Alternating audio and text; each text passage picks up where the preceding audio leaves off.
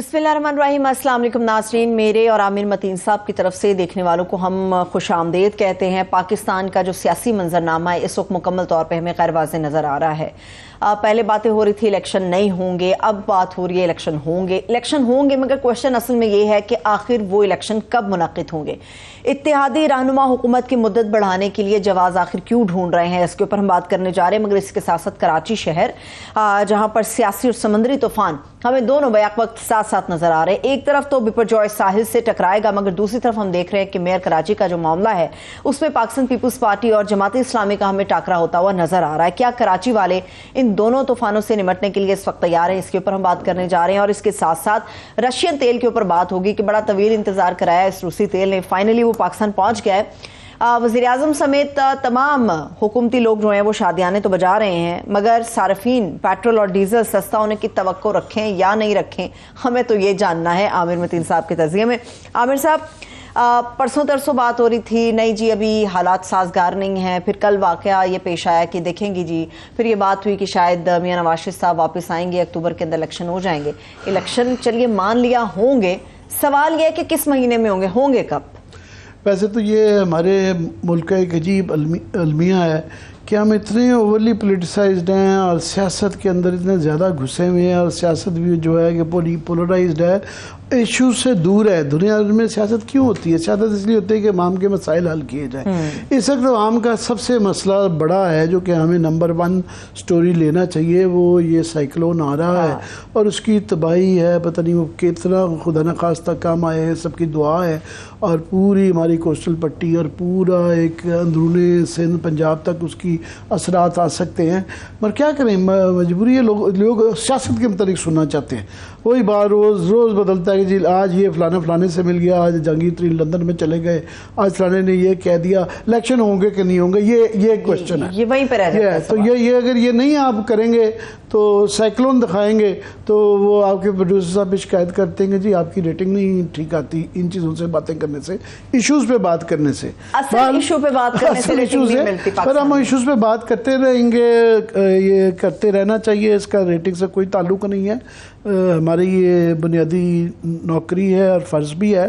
مگر الیکشن کا آج بڑے متضاد سے بیانات آئے ہیں۔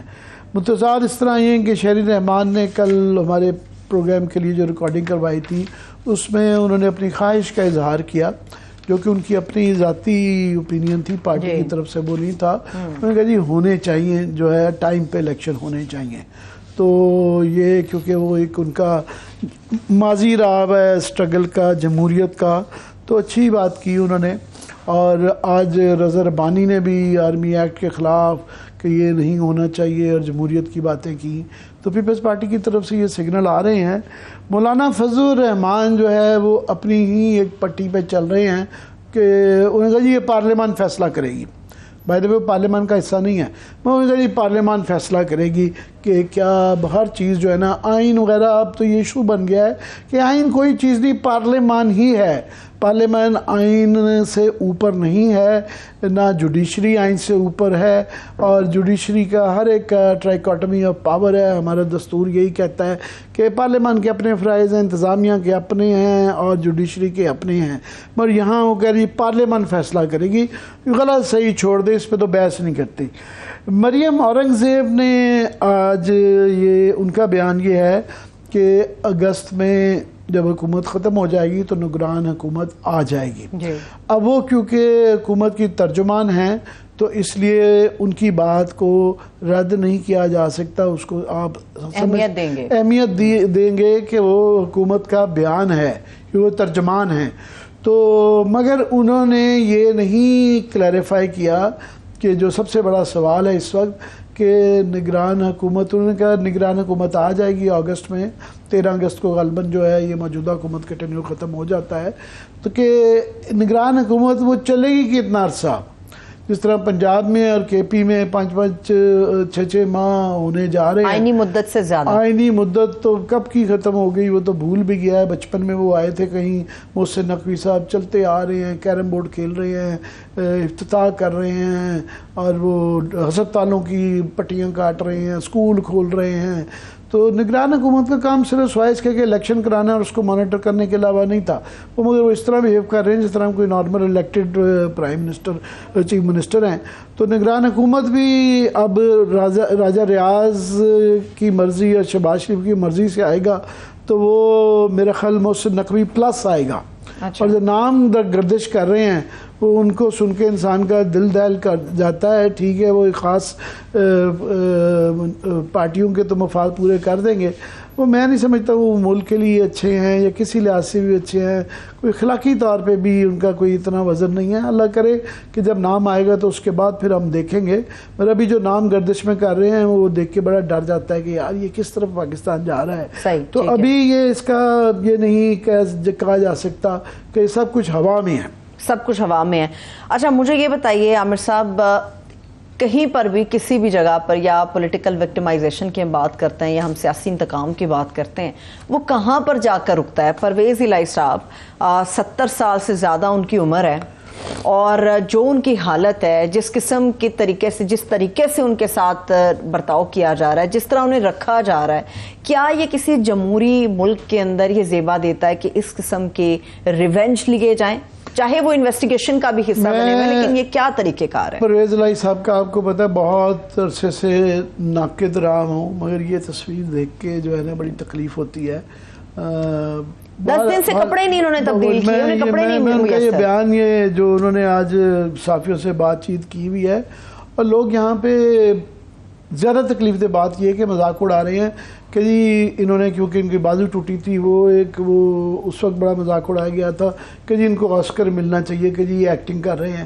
کسی کی تکلیف کا ان کے چہرے کے اوپر تکلیف لکھی ہوئی ہے، اور انہوں نے جو بیان کیا اپنی تکلیف کو کہ جی مجھے جس سیل میں رکھا گیا ہے اس میں ٹانگیں بھی سیدھی نہیں ہوتی، ٹانگیں ٹیڑھی کر کے سیل میں رہنا پڑتا ہے. کہ جی میں 10 دن سے ایک ہی شلوار پہنی ہوئی ہے، اور دوائی نہ ہی ڈاکٹر کی سہولت موجود ہے، مجھے وہ دل کے مریض ہیں، مجھے ادویات تک نہیں دی جا رہی، اور کارڈیالوجی کے ٹیسٹ بھی خراب آئے ہیں. حالانکہ میں نے کسی سے برا سلوک نہیں کیا تھا، اور یہ بات صحیح ہے، اپنے دشمن کے ساتھ بھی یہ برا سلوک نہیں کیا تھا. اور یہ ان کا مشہور ہے. چودھری شجاعت بھی جب انٹیریئر منسٹر تھے جو پیپلز پارٹی کے، مجھے یہ نائد خان نے بتایا ہوا ہے کہ ان کے ساتھ برا سلوک، خاص آرڈر تھے کہ بدتمیزی کوئی نہیں کرے گا. تو انہوں نے، ان کا ایک روش رہی ہوئی ہے، اس میں سیاست میں بہت صفاقی کی ہوئی ہے، گرفتاری ہوئی ہیں، مگر یہ پرسنل لیول پر جو ہے نا کسی کی موت کے اوپر خوشی کرنا یا ظلم وہ نہیں ہے. تو انہوں نے کہا جی جو ہے میرے خاندان سے نہیں ملوایا جا رہا، اور ان سے پھر پوچھا گیا سیاسی سوال بھی کہ جناب پریس کانفرنس وہ المشہور جو جادوئی پریس کانفرنس، جو جاتی ہوئی پریس کانفرنس وہ کب کر رہے ہیں؟ انہوں نے کہا مجھے تو بات نہیں کرنے دے رہے، تو تحریک انصاف سے بھی بات نہیں ہو رہی ہے. تو زیادہ تر وہ باتیں کر رہے ہیں جو وکٹ کے دونوں جانب کھیل رہے ہیں، ادھر بھی کھیل رہے ہیں ادھر کر رہے ہیں. سو میرے ساتھ جو ہو رہا ہے وہ حالات ہیں، اور جو کیس ہے وہ ظاہر ہے تحریک انصاف کے ساتھ میں جڑا ہوا ہوں تو اسی لیے نہ ہوں تو حالانکہ انہوں نے ہمیشہ مفاہمت کی بات کی ہے، انہوں نے ہمیشہ سے پائیدار تعلقات کے اوپر بات کی ہے.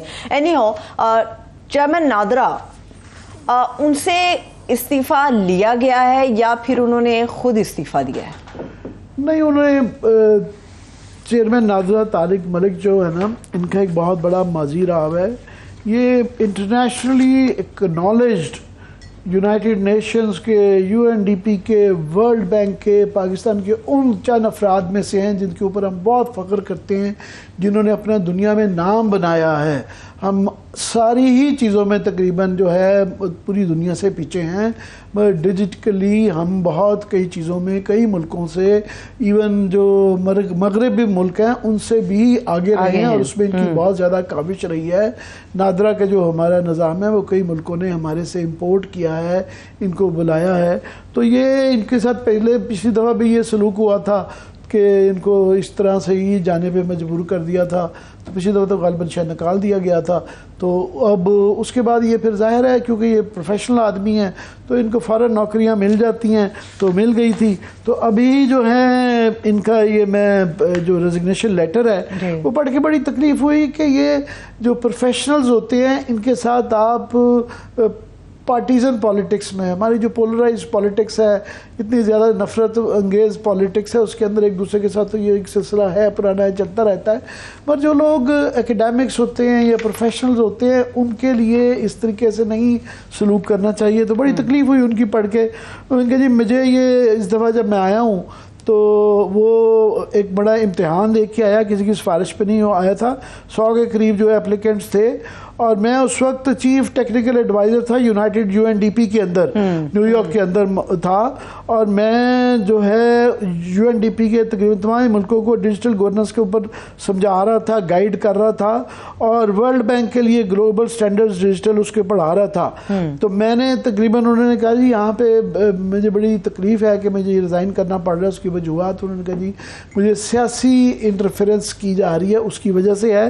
اور انہوں نے بتایا کہ میں نے یہاں پہ 45، اور صحیح بات ہے کہ نادرا کو انہوں نے ٹرن اراؤنڈ کر دیا ہے. پاکستان کا نادرا کا سسٹم بہت زیادہ خراب تھا، اور انہوں نے کہا 45 کے قریب پروجیکٹ انیشیٹوز میرے تھے، جس میں ایک یہ جو آپ کا آٹومیٹڈ فنگر آئیڈینٹیفیکیشن سسٹم ہے یہ انہوں نے متعارف کرایا تھا. اس کے بعد جو ہے انہوں نے بائیو میٹرک سسٹم جو ہے، جب آپ گاڑی دیکھنے جاتے ہیں یا زمین و جائیداد خریدتے ہیں اس کے اندر یہ والا یہ فراڈ بے تاشا ہوتا تھا. اس کے بعد جو ہے اس کی وجہ سے آپ دیکھیں ہمارے ہاں یہ وراثت کے کیسز کے اندر 30-40% کیسز ختم ہو گئے ہیں کہ یہی نہیں پتہ چل رہا تھا کہ یہ آدمی وہ ہے جس کی زمین ہے یا نہیں ہے. ابھی آپ فون لینے جائیں، جائیداد خریدنے جائیں، کچھ بھی کرنے جائیں، گاڑی بیچنے جائیں، ایک انگلی بائیو میٹرک کرنی ہوتی ہے، اور آپ کا وہ سارے ان کے انیشیٹو ہے، بڑی لمبی چوڑی انیشیٹو ہے. مگر آخر میں انہوں نے یہ جو بڑی تکلیف دہ قسم کا جو لکھا ہے، انہوں نے کہا جی میرے لیے بڑا مشکل ہو گیا اب کام کرنا اس سیاسی انوائرمنٹ میں، اور مجھے جو ہے نہیں لگتا کہ میں ایمانداری اور آزادی کے ساتھ جو ہے نا اپنی نوکری کر سکوں گا. اور جو انہوں نے اشارہ دیا کھل کے نہیں، انہوں نے کہا ووٹر لسٹوں کے حوالے سے انہوں نے کہا ہے کہ جی میں نے تمام پولیٹیکل پارٹیز کو اکوموڈیٹ کیا ہے کہ آپ آئیں، انشور کریں کہ ہر ایک کی ووٹنگ لسٹیں ٹھیک بنے گی. تو میں بالکل 300 کے قریب پولیٹیکل پارٹیز کے لیے وہ کیا ہوا تھا، مگر انہوں نے کہا نہیں. مگر اس سے آپ بٹوین دا لائنز پڑھ سکتے ہیں کہ ووٹر لسٹوں کے متعلق کوئی کہتا ہے روہنگیا، کوئی کہتے ہیں فلانا، کوئی یہ وہ، ان کو کہا جا رہا تھا.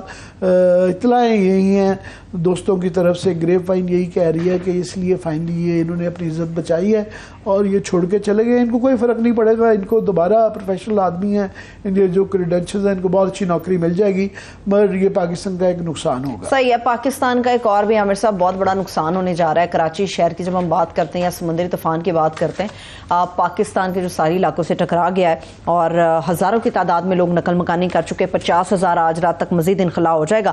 اس پہ بات کرنے کے لیے کہ یہ وجوہات کیا ہیں، ان سے نمٹا کیسے جا سکتا ہے، مستقبل کے لیے اندر کیا اسٹریٹجیز ہیں جو ہمیں اپنانی ہوگی، ماہر ماحولیات ہیں فاطمہ یامین صاحبہ، انہوں نے ہمیں جوائن کیا ہے. ویلکم ٹو دا شو فاطمہ صاحبہ، تھینک یو سو مچ ہمیں جوائن کرنے کے لیے. عامر صاحب بہت سی چیزیں جو ہم مگر میں چاہوں گا تھوڑا سا اس وقت عوام کو جو سارا دن ٹی وی پہ یہ چلتا رہا ہے، یہ لہریں لوگ بڑی بڑی دیکھتے رہے ہیں، تو یہ اس کی تفصیلات بتا دیں، کیونکہ لوگوں نے یہ سمجھ لیا ہے کہ اس کا کیونکہ نام بیپر جوائے ہے، جوائے یعنی خوشی، تو وہ اس کو انجوائے کر رہے ہیں، وہ سمجھ رہے ہیں اس کا تعلق جوائے سے ہے. جوائے نہیں ہے بھائی، یہ لمحہ فکریہ ہے، یہ ایک پریشانی ہے، یہ بہت بڑا کرائسس ہے، اس کو سنجیدگی سے لینا چاہیے.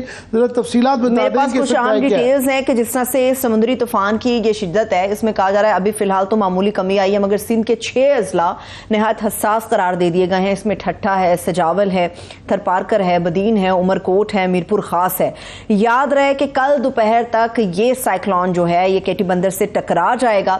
اس وقت کراچی کے ساحل پر، پورے کراچی کے اندر ہمیں دفعہ 144 نافذ ہوتی ہوئی نظر آ رہی ہے.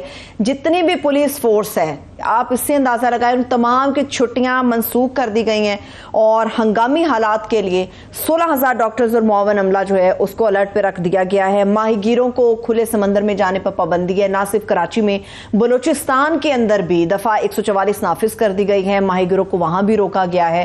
ابھی کیٹیگری 3 کے اندر یہ سمندری طوفان جو ہے وہ داخل ہو گیا. اس کی ڈیٹیل مزید بھی آپ کے ساتھ شیئر کریں گے. ہم فاطمہ یامین صاحبہ سے ابھی مزید جو ہے وہ بات کرتے ہیں. فاطمہ یامین صاحبہ، آپ کو آواز آ رہی ہے میری؟ جی آپ کیونکہ اس کی ایکسپرٹ ہیں، ہم تو جنرل اوپینین ہی دے سکتے ہیں جو اخباروں کے اندر چھپ رہا آ رہا ہے. کل شہری رحمان صاحبہ نے یہ ایکسپلین کیا تھا، ہم آپ کا ویو چاہیں گے کیونکہ یہ سائیکلونز بڑے انپریڈکٹیبل ہوتے ہیں، یہ ہلتے رہتے ہیں، آگے پیچھے دائیں بائیں جاتے ہیں. تو آج یہ کہا جا رہا ہے کہ یہ کیٹی بندر کی طرف جو ہے اس کا رخ ہے. ابھی لیٹسٹ کیا ہے، ہمیں کتنا ڈرنا چاہیے، یہ اس کی شدت میں زیادہ آ رہی ہے، اس کی ڈائریکشن کیا ہے؟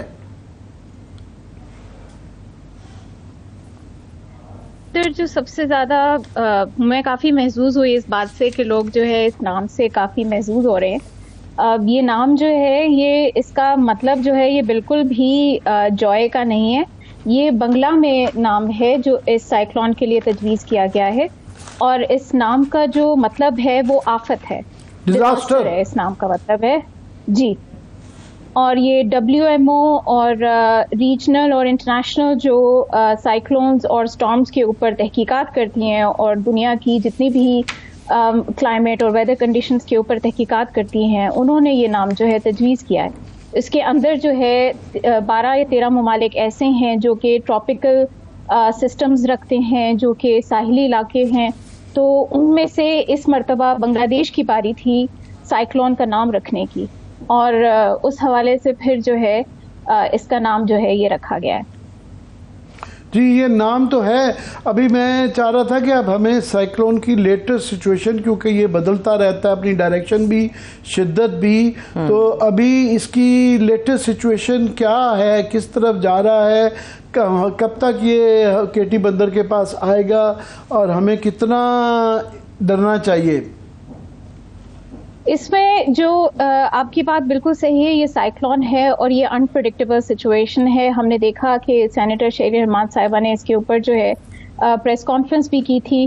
اس کے اندر انہوں نے بالکل صحیح بتایا کہ یہ انپریڈکٹیبل ہو سکتا ہے، کیونکہ اس کے جو اس کے چینجنگ کنڈیشنز ہیں وہ سب جو ہیں ہوا کی اندر نمی کے حساب سے، ویدر سسٹمز کے چینج ہونے کے حساب سے، ان سب چیزوں کے حساب سے جو ہے نا اس کی پریڈکٹیبلٹی اور انپریڈکٹیبلٹی بڑھتی ہے یا کم ہوتی ہے. ابھی جو ہے ایکسپیکٹ یہ کیا جا سکتا ہے کہ کل جو ہے یہ اپنا صحیح رنگ دکھا دے گا، اور اس کے حوالے سے جو ہے یہ جو ہے دکھا دے گا کہ یہ کتنا جو ہے تیز ہے اور یہ کتنا کم وہ ہے. ہم نے یہ ضرور دیکھا ہے کہ ابھی یہ ایک ایکسٹریم جو ہے سیویئر سائیکلون سے ویری سیویئر سائیکلون میں تبدیل ہو گیا ہے. اس کی وجہ جو ہے ویری ایکسٹریم اور ویری سیویئر کے اندر ڈفرینس یہ ہے کہ جو ہے ویری سیویئر اور ویری ایکسٹریم کے اندر جو رین فال اور ونڈ سپین اور جو سپیڈ ہوتی ہے سائیکلون کی، یہ سب چیزیں بتاتی ہیں کہ سائیکلون کتنی تیزی سے، کتنا شدت سے جو ہے وہ اسٹرائک کرے گا. تو کل سے جو ہے سچویشن ذرا زیادہ اچھے طریقے سے پتہ چلے گی. ابھی جو سیٹلائٹ سسٹمز ہیں وہ یہ بتا رہے ہیں کہ یہ جو ہے آہستہ آہستہ یہ بڑھتا جا رہا ہے. اس کی سپیڈ جو ہے 200 کلومیٹر پر آور سے اوپر جا چکی ہے، اور کل سے بلکہ آج سے ہی بارشوں کا سلسلہ اور تیز ہواؤں کا سلسلہ کئی علاقوں میں شروع ہو چکا ہے، اور کل جو ہے صبح سے اس کا سلسلہ اور تیز ہو سکتا ہے. تو اس حوالے سے جو بھی اقدامات لینے ہیں حکومت نے، ان کے پاس اگلے 12 سے جو ہے 20 گھنٹے کا ٹائم ہے جس کے اندر وہ اقدامات لے سکتے ہیں. کل جو ہے شام سے جو ہے اس کی سچویشن زیادہ تیزی سے بدل سکتی ہے، اور یہ زیادہ ایکسٹریم ہو سکتا ہے، اور یہ بھی ہو سکتا ہے کہ یہ پیچھے ہٹ جائے. یہ بالکل جی، حکومت تو اقدامات لے بھی رہی ہے، مزید بھی لے گی، اور کافی حفاظتی تدابیر کی جو ہے ایک لمبی لسٹ بھی ایشو کر دی ہے. مگر ایک ہمارے ملک کا ایک رویہ ہے کہ ان چیزوں کو ریئیکشنری جو ہے نا، جب چیز ہوتی ہے تو پھر اس کے بعد اس کے اوپر جو ہے نا کوئی عمل کرتے ہیں، ورنہ سنجیدگی سے نہیں لیتے. اور اس کی ایک تاریخ ہے کہ تاریخی طور پہ یہ جو ہے ایکس ایسٹ پاکستان بنگلہ دیش میں سائیکلون زیادہ آتے رہے، اور لوگوں کو یہ آج کل کی نسل کو نہیں پتا کہ بنگلہ دیش بننے کے پیچھے ایک بہت بڑی ریزن یہ بھی تھی کہ پارٹیشن سے پہلے ایک بہت بڑا وہاں سائیکلون آیا تھا، اور ان کو یہ شکایت تھی کہ ریاست پاکستان جب کہ دونوں ملک کٹھے تھے، ہم نے ان کی مدد نہیں کی تھی، ان کو بالکل چھوڑ دیا تھا. تو یہ ایک بہت بڑا ریزن بنا تھا ان کے دل میں کدورت کا. تو کیونکہ ہمیں ویسٹ پاکستان جو کہ اب موجودہ پاکستان ہے اس میں عادت نہیں ہے سائیکلونز، پہلے بھی ایک دو آتے رہے مگر کوئی میجر نقصان نہیں ہوا، تو یہ جو لگ رہا ہے اس دفعہ کہ شاید کیونکہ یہ کلائمیٹک چینجز کی وجہ سے یہ پہلی دفعہ ہمارے ویسٹ پاکستان، موجودہ پاکستان جو کہ اب ہے، اس کی طرف یہ ایک بڑا خطرہ، میرا خیال اس سے پہلے اس طرح کا خطرہ نہیں آیا. آپ کیا کہیں گی؟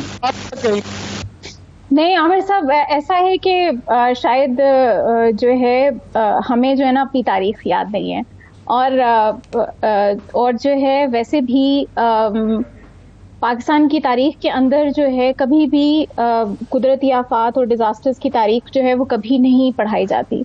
تو اس میں جو ہے پاکستان میں ایسے آزادی کے بعد جو ہے ایسے سائیکلونز آ چکے ہیں.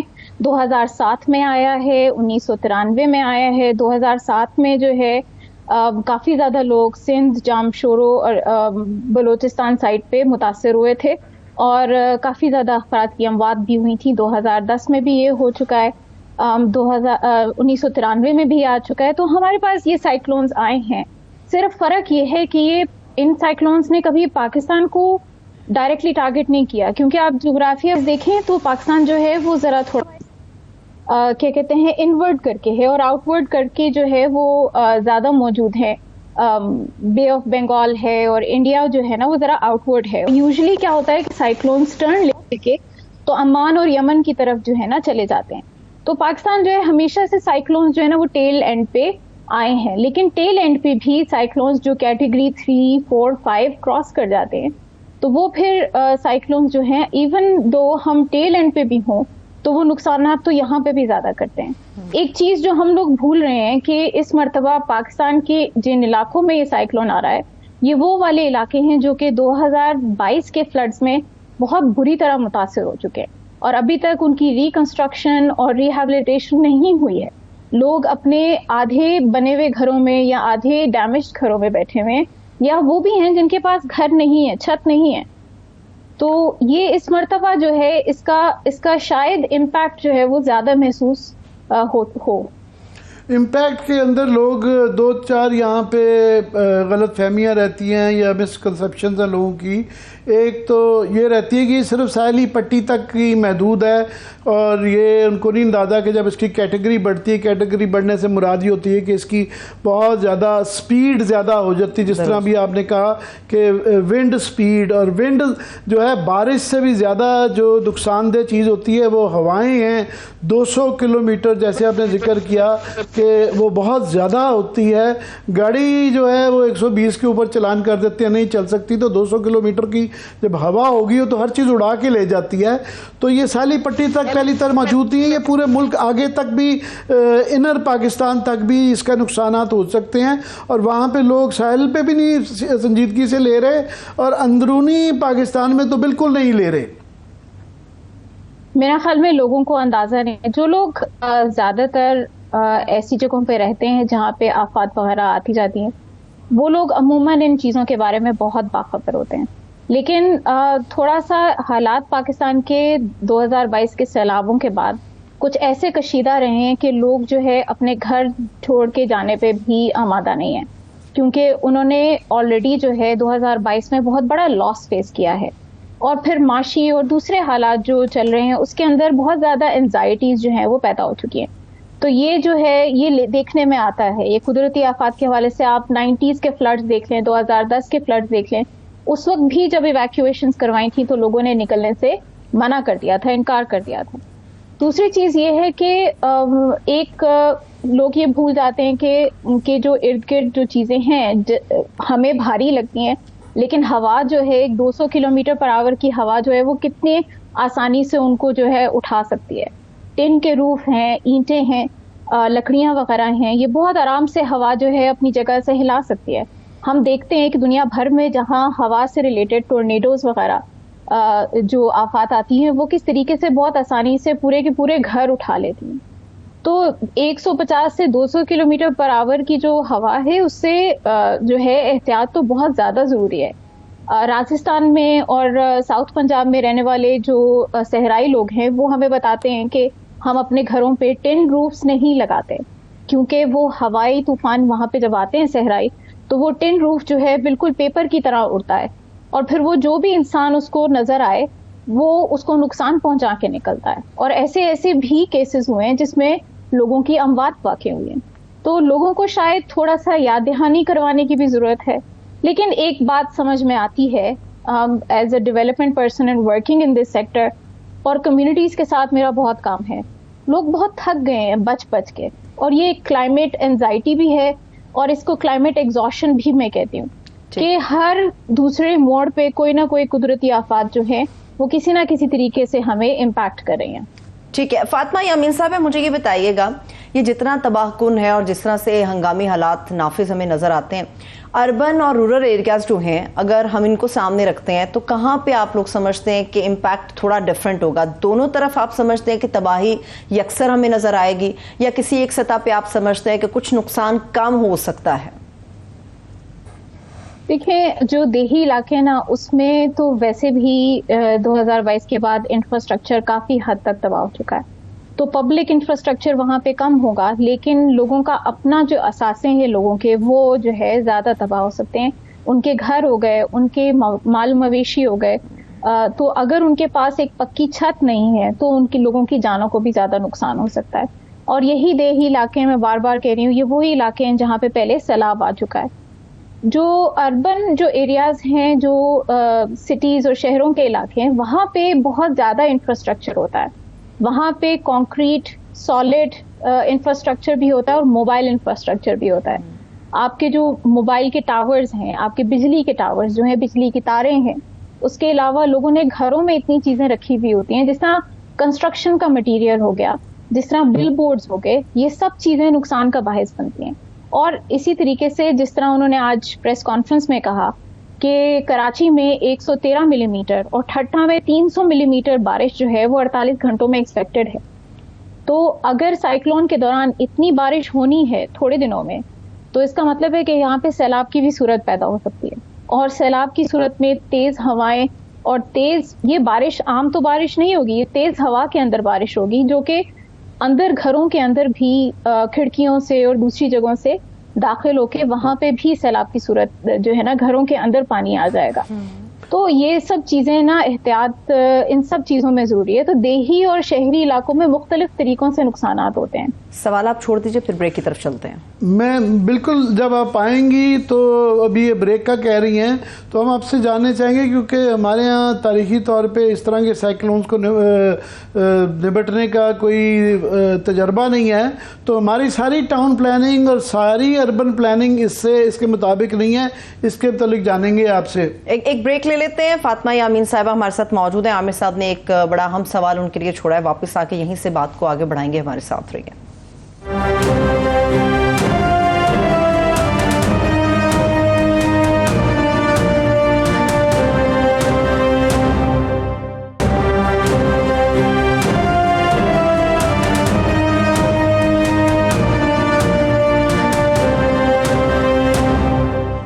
بریک کے بعد ایک بار پھر سے پروگرام میں ہم آپ کو خوش آمدید کہیں گے. فاطمہ یامین صاحبہ ہمارے ساتھ موجود ہے. جانے سے پہلے بریک پر آپ نے ایک سوال ان کے لیے چھوڑا تھا. کر دیتا ہوں فاطمہ بی بی کہ ٹراپیکل کنٹریز جن کو آپ نے ذکر کیا یا جن کے ہاں یہ سائیکلونز آتے رہتے ہیں, ان کے ہاں آرکیٹیکچر وہ جو ہے فار ایگزامپل سلائیڈنگ چھتیں ہوتی ہیں اور وہ ٹائلوں والی ہوتی ہیں, اور ان کے تمام اربن پلاننگ میں, ٹاؤن پلاننگ میں اس طرح کے چیزیں کی جاتی ہیں, جو کہ ہمارے ہاں کیونکہ تاریخی طور پہ لوگوں کو بلیم کیا کریں, کبھی یہ تجربہ رہا ہی نہیں ہے. ہم نے سیلاب دیکھے,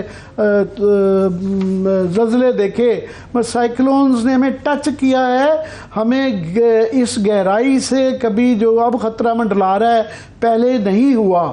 دو باتیں انہوں نے بڑی اہم کی ہیں. ایک تو یہ والی بات کہ جو ہے ہماری بلڈنگز اور ہماری یہ تمام جو چیزیں ہیں, اس لیے ہمیں زیادہ ڈرنا چاہیے, زیادہ احتیاط کرنی چاہیے کہ ہم اس کے لیے ہماری ساری کنسٹرکشن, رہنا سہنا, گھر, دکانیں, مارکیٹ, بلڈنگ, گاؤں, ٹاؤنز کوئی تیار نہیں ہیں انفراسٹرکچر کے لحاظ سے اور ویسے بھی رویوں کے لحاظ سے یا تجربے کے لحاظ سے بھی.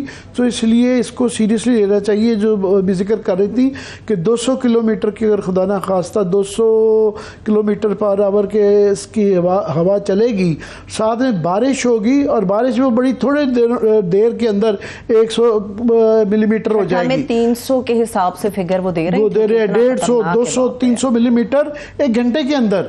تو وہ اتنا پانی جب اتنی تیز ہوا کے ساتھ آتا ہے تو اس کو نبٹنا بڑا مشکل ہو جاتا ہے. کچھ چیزیں سارا دن چلتی رہی ہیں یہ حفاظتی تدابیر, اور اس کے باوجود ہم دہرانا چاہیں گے کہ خدا کے لیے یہ سن لیں کہ آپ کے لیے کیا کرنا ضرورت ہے. یہ آپ کے بچوں کی جان بچانے کے لیے خدا نہ خواستہ اگر کوئی اس طرح کی آفت بڑھ جائے تو کام آ سکتا ہے. بالکل ایسے جوائے لینڈ سمجھ کے جوائے کرنے کے لیے وہاں نہ پہنچ جائے. یہ ایک بہت بڑی آفت ہے جس کو فیس کرنا پڑ رہا ہے اور ہزاروں کی تعداد میں لوگوں کی نقل مکانی ہو گئی ہے.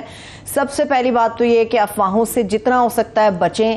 حکومت جو بھی آپ لوگوں کو ہدایات جاری کر رہی ہے اس کے اوپر لازمی عمل کریں. آپ لوگوں کا جو بھی قریبی ایمرجنسی ریلیف کیمپ ہے اس کے بارے میں پہلے سے ابھی مجھے سنتے ہوئے اس کی معلومات اپنے پاس حاصل کرنا شروع کر دیں. آپ کے گھر کے جتنے بھی دروازے ہیں, جتنی بھی کھڑکیاں ہیں, ان کو خدا کے لیے لاک رکھیں. اور طوفان کے دوران جس طرح سے لوگ جا رہے ہیں ساحل پہ انجوائے کرنے کے لیے, خدا کے لیے اپنے گھروں سے مت نکلیں. پانی جتنا ہو سکتا ہے مناسب مقدار کے اندر اس کو اپنے گھر کے اندر ذخیرہ کر لیں. اور کم سے کم 3 دن ہے جس کو خراب نہ ہونے والی جتنی بھی کھانے پینے کی اشیاء ہیں ان کا بھی ذخیرہ اپنے گھر میں کریں, اپنے کچن میں کریں. خاص طور پہ جن کے گھروں میں بہت چھوٹے بچے ہیں ان کی خوراک کا, اور ان کے لیے پہلے سے اضافی جتنی بھی ادویات ہیں وہ اپنے پاس لازمی طور پہ رکھیں. بچے ان کو شیشے کی کھڑکیوں اور دروازوں کے قریب ہرگز مت جانے دیں. چھت ہو, آپ کے گھر کی بالکنی ہے یا صحن میں رکھے جتنے بھی گملے ہیں یا دیگر چیزیں ہیں ان کو فوری طور پہ اتار لیں, ان کو گھر کے اندر رکھ لیں.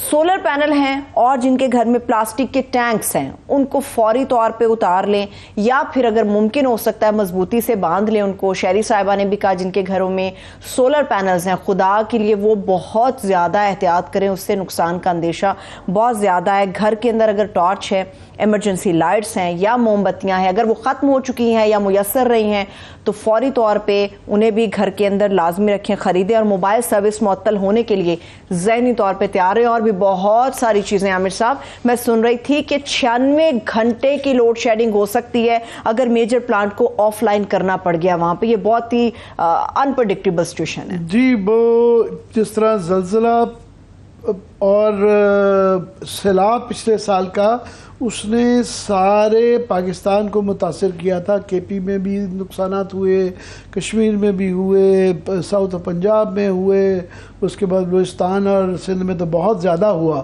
تو یہ نہ سمجھا جائے کہ یہ جو طوفان آ رہا ہے, یہ آفت آ رہی ہے, یہ صرف بلوچستان اور کراچی سندھ کی ساحلی پٹی تک ہے. اس کے بار بار میں دہرا رہا ہوں یہ بات, اس کے لیے سارے پاکستان کو تو مل جل کے ایفرٹ کرنا چاہیے.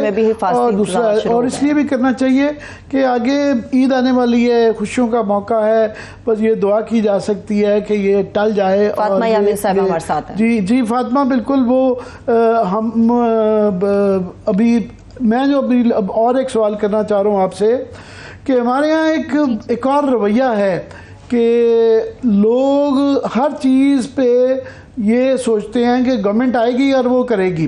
حکومتوں کے پاس کبھی بھی اتنے وسائل نہیں ہوتے ہیں کہ اتنی آفتوں کے ساتھ خود وہ نپٹ سکیں.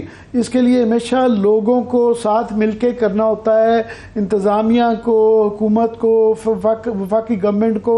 یہ کوئی سندھ کا مسئلہ نہیں ہے, یہ سب کو مل جلا کے, اور لوکل انتظامیہ کو خاص طور پہ, اور عوام کی شمولیت کے ساتھ. تو اس کے لیے کیا آپ سجیسٹ کریں گی کہ کیا اویئرنیس کی جائے, کس طریقے سے کی جائے؟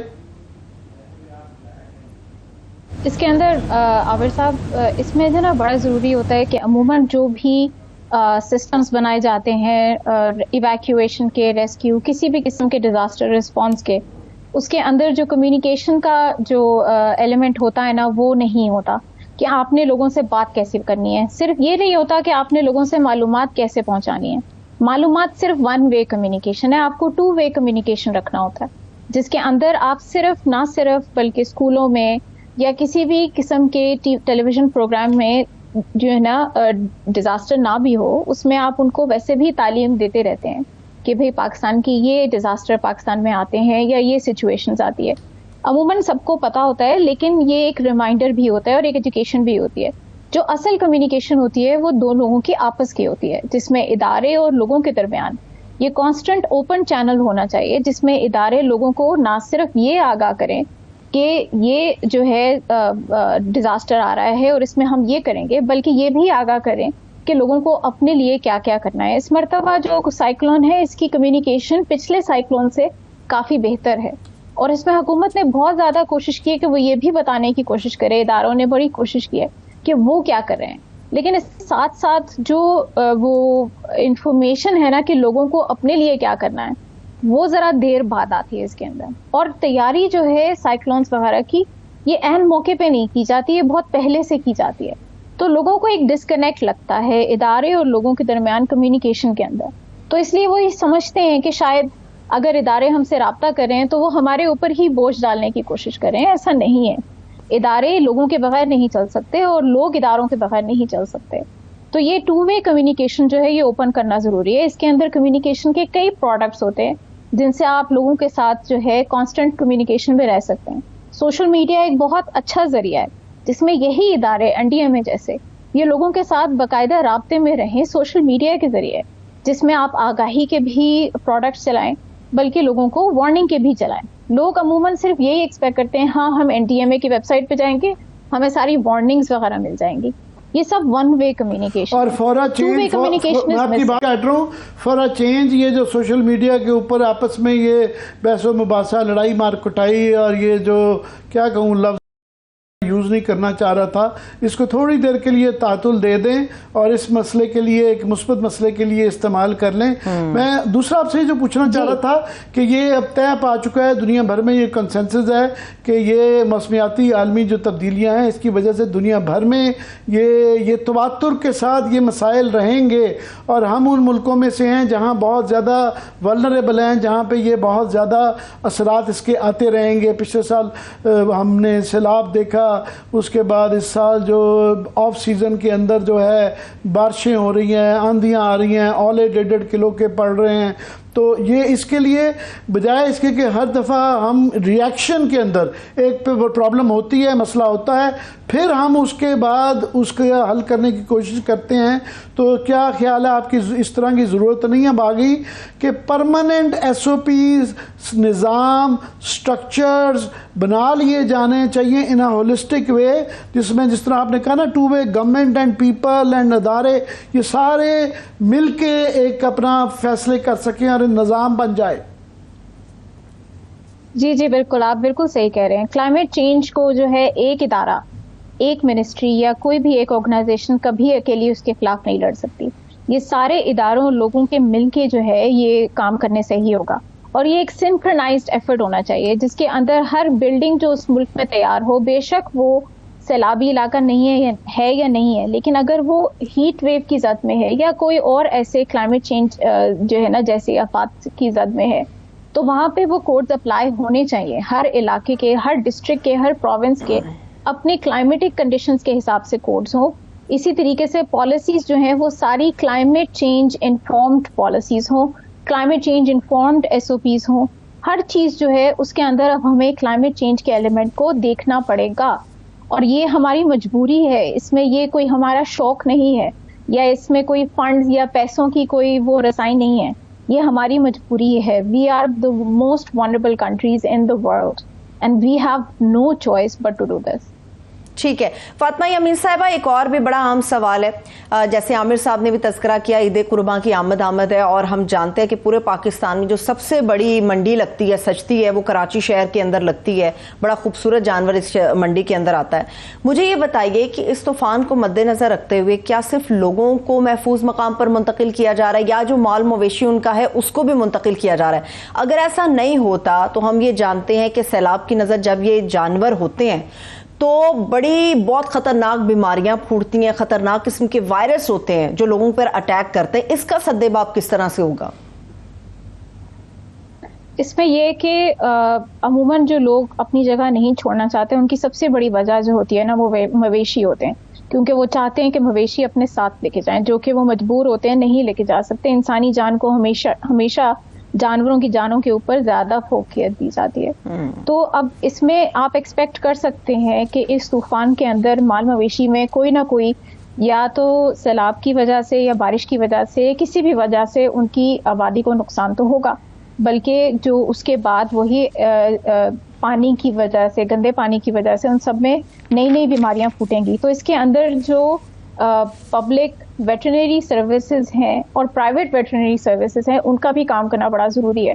پرائیویٹ سیکٹر کے اندر، ڈیولپمنٹ سیکٹر میں مال مویشی کے لیے لازمی کوئی نہ کوئی پروگرامز ہوتے ہیں جو کیے جاتے ہیں، جو فلڈز کے بعد بھی ایکٹیویٹ ہوئے ہیں، اور انہوں نے جتنے مال مویشی سیلاب کے بعد بچے تھے ان کو جو ہے free health care services provide کی ہیں. ٹھیک ہے، وہی ریلیف سروسز ابھی بھی ضروری ہوں گی. چلے بہت شکریہ، بہت شکریہ، تھینک یو سو مچ فاطمہ یامین صاحبہ، آپ ہمارے ساتھ موجود تھیں. انشاءاللہ مستقبل میں پھر آپ کو ہم ضرور زحمت دیں گے.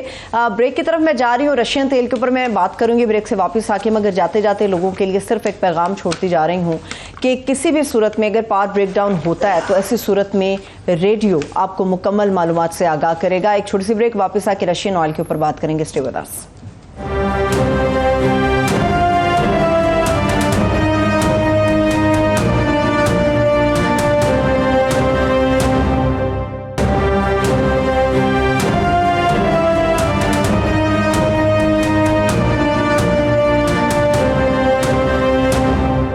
بریک کے بعد ایک بار پھر سے خوش آمدید کہیں گے. عامر صاحب، رشین تیل، میں امید رکھوں کہ پیٹرول تھوڑا سستا ہو جائے گا، گاڑی کے ٹینک فل ہو جائیں گے، کسی کے پیٹرول کے لیے ٹینک کی جو موٹر سائیکل کی ہے وہ فل ہو جائے گی. بالکل آپ امید نہ رکھیں، مجھے چھوڑیں، صدق ملک صاحب نے بھی یہی کہنے کی کوشش کی ہے، مگر اس سے پہلے اتنا ایک عید کا سماں باندھ دیا گیا تھا. پرائم منسٹر اور ہر کوئی ایک دوسرے کو مبارکباد دے رہا تھا کہ ہم نے جو ایک بہت بڑا قلعہ جو ہے نا وہ تسخیر کر لیا ہے.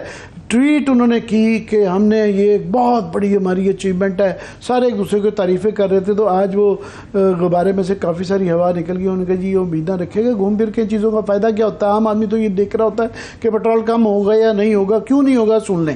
اس میں مصدق ملک صاحب نے جو یہ بڑا اگر وقت ہے تو بہرحال کوئکلی دکھائی دیں کیا کہا انہوں نے. ہم نے جو کروڈ خریدا ہے، روس میں 8 قسم کے مختلف کروڈ ہوتے ہیں، جس میں کچھ لائٹ کروڈ ہیں، کچھ ہیوی کروڈ ہیں. ہم نے جو خریدا ہے یورول، میرے خیال میں وہ دوسرا لائٹسٹ کروڈ ہے، خام تیل ہے. جو سب سے زیادہ لائٹ خام تیل تھا وہ اویلیبل نہیں تھا، وہ ہمیں نہیں ملا، تو ہم نے یورول خریدا ہے اور 1 لاکھ ٹن خریدا ہے جو اب ہم چلائیں گے. اس کے سیمپلز ہم پہلے سے وصول کر چکے ہیں، لیب میں ٹیسٹ کر چکے ہیں کہ کیا یہ ہماری ریفائنریز میں چل سکتا ہے یا نہیں. کیمسٹری ہمارے پاس آ چکی ہے. اب ہمارے پاس جہاز پورا آ گیا ہے جسے ہم چلائیں گے، اور اس کے بعد ایک تسلسل کے ساتھ روس سے تیل آنا شروع ہو جائے گا. عید مبارک ہو. عید مبارک ہو. مگر وہ جو آپ کا میں جواب دے دیتا ہوں، میں نے جو کافی ایکسپرٹ سے بات کی ہے انہوں نے کہا جی کہ بہت کچھ اچھے رزلٹ آ گئے، کیونکہ بھی ٹرائل بیسس پہ بلایا جا رہا ہے، تو 1 سے 2 روپے سے زیادہ فرق نہیں پڑے گا اگر حکومت دینا چاہے پر لیٹر پیٹرول کے اوپر. 1 سے 2 روپے. اور وہ بالکل ویسے صحیح بھی فرما رہے تھے، کچھ غلط بھی تھا کہ جی یہ ہم ان سے بار بار پوچھا نا کس قیمت پہ بلا رہے ہیں، وہ کہہ رہے ہیں کانفیڈینشیل ہوتا ہے، یہ نہیں ہم بتا سکتے. تو میں تھوڑا سا بتا دیتا ہوں کہ آج بلکہ ٹویٹر پہ بھی میری لوگوں سے بحث یہ چل رہی تھی. لوگ کہہ رہے تھے کہ جناب یہ $75 کا جو ہے نا برنٹ کا جو پیمانہ ہے وہ اس کا مل رہا ہے، تو ہمیں یہ بتایا جا رہا ہے یہ $50 سے $60 کے درمیان میں جو ہے نا مل رہا ہے. تو یہ بڑا سستا ہے، یہ بتایا گیا. تو سستا بالکل ہے، مگر اس کے اندر اس کا منافع کی جو کی جاتی ہے، تعین کیا جاتا ہے، اس کے اندر 2 بڑے فیکٹر ہوتے ہیں. ایک ہوتا ہے فریٹ، وہ ٹرانسپورٹیشن کے وہ کس طریقے سے آئے گا. جب آپ UAE سے منگواتے ہیں، مڈل ایسٹ سے منگواتے ہیں تو $2 پڑتا ہے، وہاں سے میں $10 اور $15 کے درمیان میں روس سے لگتا ہے. تو یہ آپ لگا لیں، گورنمنٹ تو کہہ رہی ہے $18 بنتی ہیں. پھر یہ ہے کہ وہ وہاں سے جو تیل آتا ہے اس کے اندر خام تیل میں سے، کروڈ آئل میں سے فرنس آئل 50% نکلتا ہے، بہت زیادہ نکلتا ہے، تو وہ بھی $4-5 اس کی بھی ویلیو کم ہو جاتی ہے. تو یہ $18 سے $20 کا تقریباً آپ دیکھیں فرق پڑ جاتا ہے. تو اس کو نکال دیں تو جو باقی بچتا ہے اس کا $1 ارب کے قریب جو ہے نا یہ 1 ٹن کے جو جہاز آ رہا ہے اس میں سے بنے گا، جس میں میں نے کہا $1 نکلتا ہے. اب پرابلم یہ ہے کہ یہ ڈسکاؤنٹڈ ریٹ کہہ رہے ہیں، ریٹ نہیں بتا رہے ہیں. یہ ابھی ہمیں اگر یہ ریٹ بھی مان لیے جائیں کہ 50 سے 60 وہ ہے، تو تو یہ 2/3 جو ہے ہمیں جو برینٹ کا ریٹ ہے جو اس وقت اس کے مقابلے میں مل رہا ہے.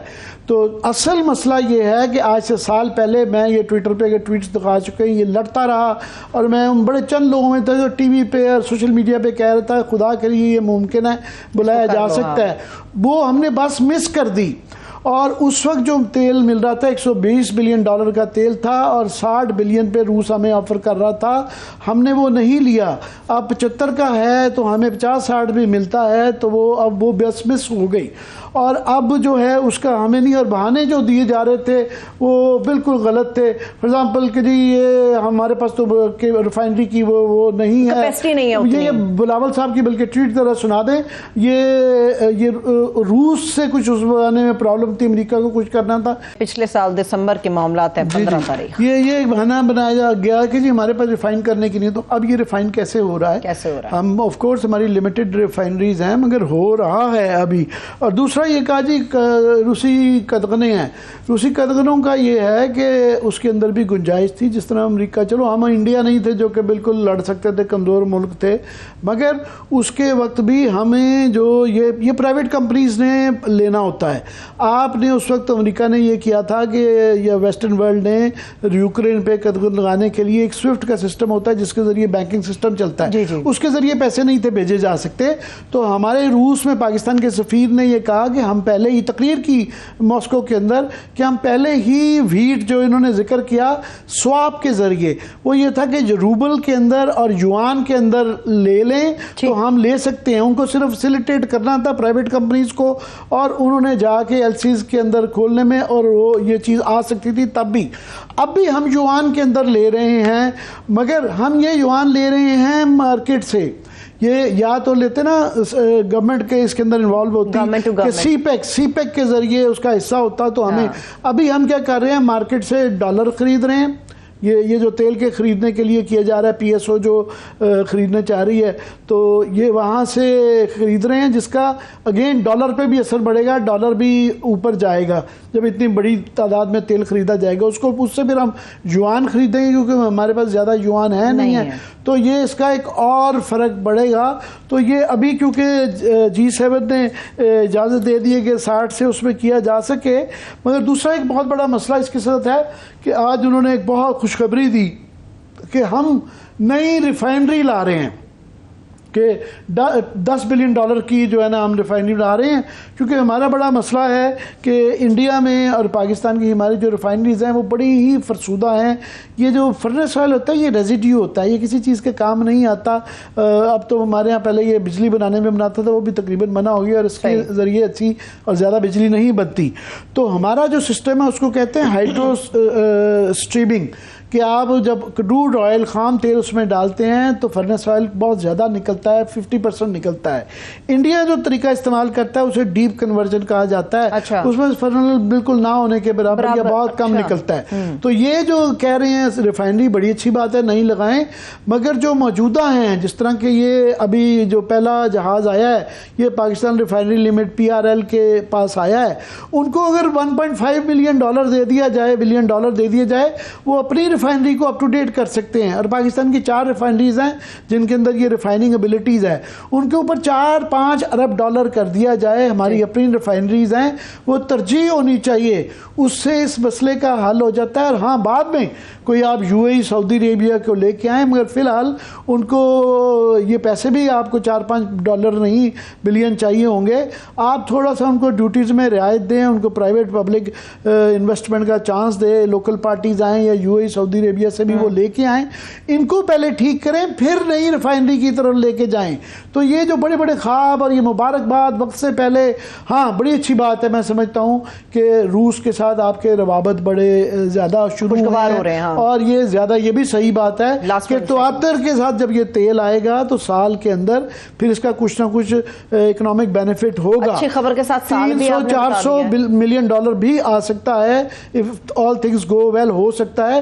دوسرا روس کے ساتھ ہمارے تعلقات, ہمارے انڈیا جو امریکہ سے بھی تعلقات رکھتا ہے, چین سے بھی رکھتا ہے, روس سے بھی رکھتا ہے, تو ہماری ایک کریکشن ہو رہی ہے پالیسی. اچھے کی امید کے ساتھ ہی میں آج کا پروگرام یہ ختم کر رہی ہوں. مجھے اجازت دیجیے, اپنا بہت سا خیال رکھیے, خدا حافظ.